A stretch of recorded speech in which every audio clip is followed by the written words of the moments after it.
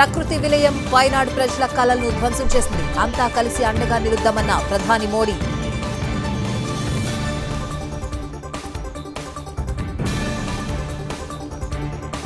తెలంగాణలో అర్హులందరికీ తెల్ల రేషన్ కార్డులు. ఈ నెల 15న సీతారామ ప్రాజెక్ట్ పంప్ హౌస్లు ప్రారంభం.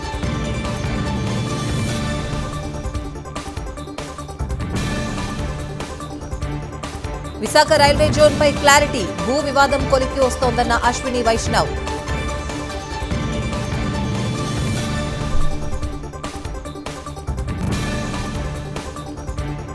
తెలుగు రాష్ట్రాల సమస్యలు పరిష్కరించుకుంటామన్న చంద్రబాబు. తెలంగాణలో టీడీపీని బలోపేతం చేస్తామన్న ఏపీ సీఎం.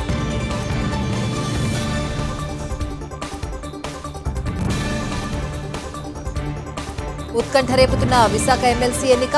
ఎవరి వ్యూహం ఫలిస్తుందో త్వరలోనే తేలుతుందన్న బొత్స.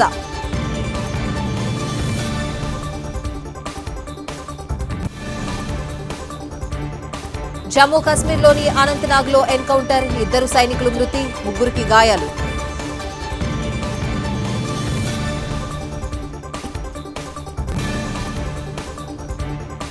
వినేష్ ఫోగట్ మెడల్పై ఉత్కంఠ. కాసేపట్లో తీర్పు. క్వార్టర్స్లో ఓడిన రితికా హుడా.